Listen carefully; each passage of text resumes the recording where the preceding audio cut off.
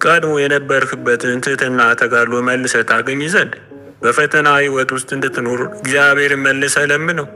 ነፍሳችን የምታድገውና የምትበለጽገው በፈተና ነውና፣ ስለዚህም እግዚአብሔርን ለምነው።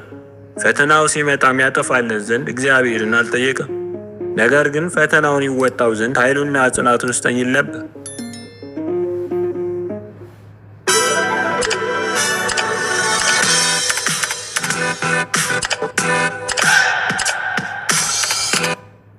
ነገር ግን ፈተናውን ይወጣው ዘንድ ኃይሉና ጽናቱን ስጠኝ ይል ነበር።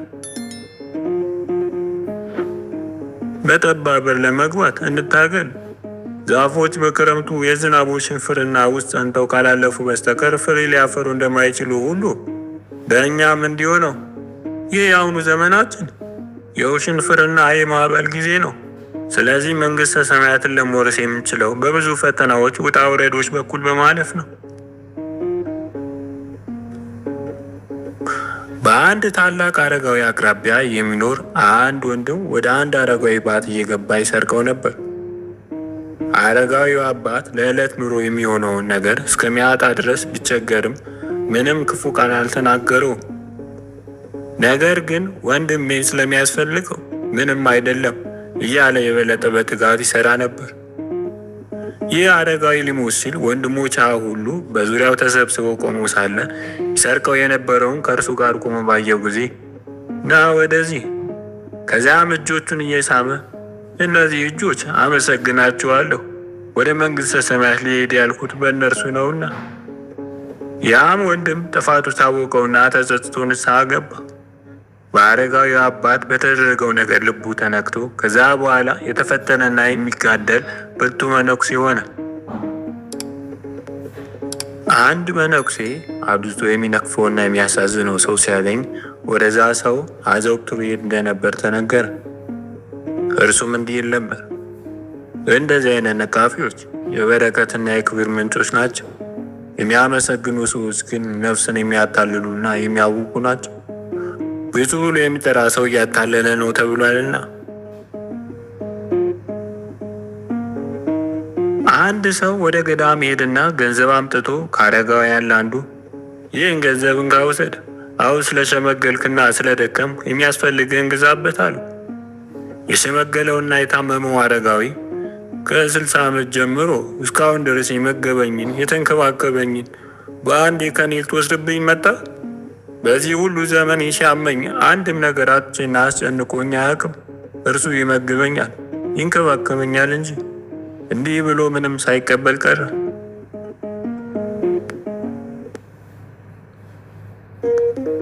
ከአረጋውያን አንዱ ከወጣቶች መካከል አረጋውያንን ወደ ሕይወት መንገድ የመሯቸው እንዳሉ በቅዱሳን ሲነገር መስማቱን ተናገረ።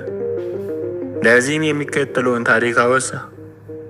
አብዝቶ የሚጠጣና ሰካራም የነበረ አንድ ሽማግሌ ነበር። በየቀኑ ምንጣፍ የሰሌን ይሰራና ወደ መንደር ሄዶ ሽጦ ገንዘቡን ይጠጣበታል። ኋላ ላይ አንድ ወንድም ከእርሱ ጋር ለመኖር መጣ። እርሱም ምንጣፍ ይሰራ ነበር። ሽማግሌው የዛን ወንድም ምንጣፍ የሚወስድና ሽጦ የሁለቱንም ምንጣፍ ዋጋ ይጠጣበታል። ማታ ላይ ትንሽ ዳቦ ብቻ ያመጣለታል። ይህ ወንድም ምንም ነገር ሳይናገረው ለ3 ዓመታት እንዲሁ ሲያደርግ ኖረ። ከዚህ ጊዜ በኋላ ያ ወንድም ለራሱ ምን ያህል ነው እየተቸገርኩ ያለሁት? የምበላው እንኳ የሚያመጣልኝ እዚህ ግባ የማትባል ትንሽ ዳቦ ነው። እንግዲህ እስከዚህ ቦታ መሄድ አለብኝ። በውስጡ ነገሩን አመላልሶ ማሰብ ጀመረ።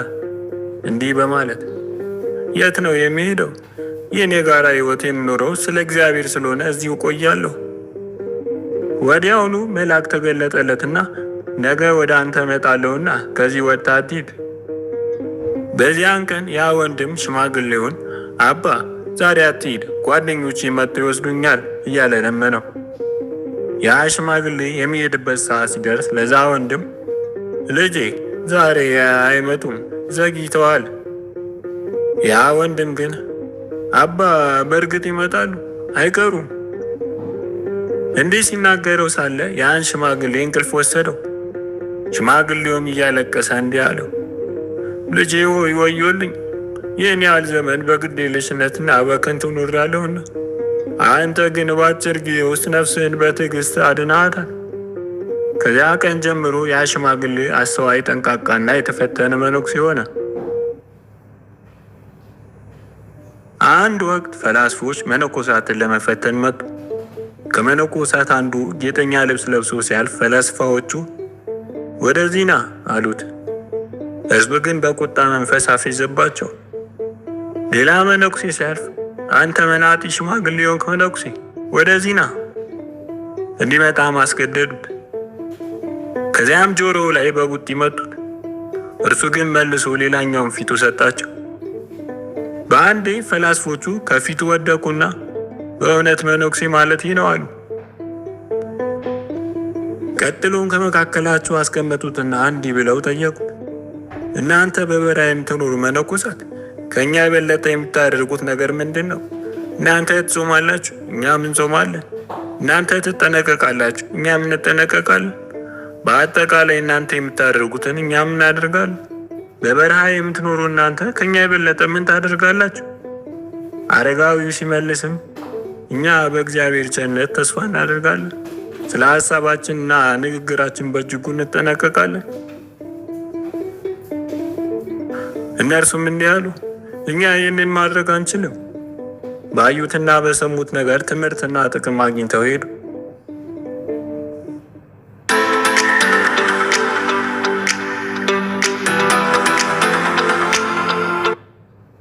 ባዩትና በሰሙት ነገር ትምህርትና ጥቅም አግኝተው ሄዱ። በአንድ ቦታ የሚኖሩ ሁለት መነኮሳት ነበሩ። አንድ ታላቅ አረጋዊ ሊፈትናቸው አስቦ ወደ እነርሱ መጣ። በትሩን አነሳና የአንደኛውን አትክልቶች ይጨፈጭፋቸው ጀመር። ይህን ሲያይ ያ ወንድም ራሱን ደበቀ። ሌላው ሁሉ ተጨፍጭፎ አንዲቱ ብቻ ስትቀር ያ ወንድም አረጋዊን አባ ፈቃድ ከሆነ አዘጋጃትና አብረን እንመገባለን ይችን ብትተዋት።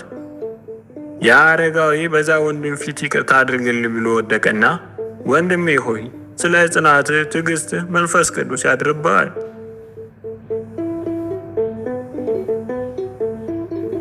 ከአእዋፍ አንዱ በበዓቱ ውስጥ ብቻውን ሳለ ተበሰበሰ፣ ተቆጣ። በዚህ ጊዜ ወደ አባ ቴዎድሮስ ሄደና ነገሩን ነገረው። አረጋዊው አባትም ሂድና ሕሊናህን አድክም፣ ራስን ዝቅ አድርግ፣ ብቸኝነቱን ብሕትውናውን ትተህ ከወንድሞች ጋር አብረህ ሁን። ወደ ገዳም ተመልሶ ከአኀው ጋር መኖር ጀመረ። ከጥቂት ጊዜ በኋላ ወደ አረጋዊ አባት ተመለሰና ከወንድሞች ጋርም እረፍት አላገኘውም። አባ ቴዎድሮስም ብቻህን እረፍትና ሰላም ካላገኘ ወይም ደግሞ ከወንድሞች ጋር በመኖር ሰላም ካላገኘ ለምን ወደ ምንኩስና ሕይወት መጣ? የምንኩስና ሕይወት የመረጥከውን ሐዘን ትቀበልና ስታከዝ ዘንድ አይደለምን? ከመነኩስ ስንት ዓመት እንደሆነ እስኪ ንገረኝ። እርሱም 8 ዓመቴ ነው አለው። አረጋዊውም እኔ በዚህ የአስኬማ ውስጥ መኖር ከጀመርኩ 7 ዓመት ሆኖኛል። ሆኖም ግን እስካሁን ድረስ ገና እረፍት አላገኘው። አንተ ግን በ8 ዓመት በእረፍት ውስጥ ሆን ዘንድ ትወዳለህ። ያም ወንድም በዚህ ነገር ተጽናንቶ ሄደ። አንድ አረጋዊ እንዲህ አለ፣ ሰው መሆንህን ለድካም እንደ ምክንያት አታቅርብ። በትዕግስት መልአክ መሆን ትችላለህና ጌታችን ለሚወዱትና ፈቃዱን ለሚፈጽሙት እንደ መላእክት የሆኑ ዘንድ ተስፋ አስደርጓቸዋልና። አንድ ግብፃዊ ወንድም ሶርያዊውን አባ ዜኖን ሊጠይቅ ሄደና ስለሚደርስበት ፈተናና ስለ ድካሙ ለአባ ዜኖ ይነግረው ጀመር።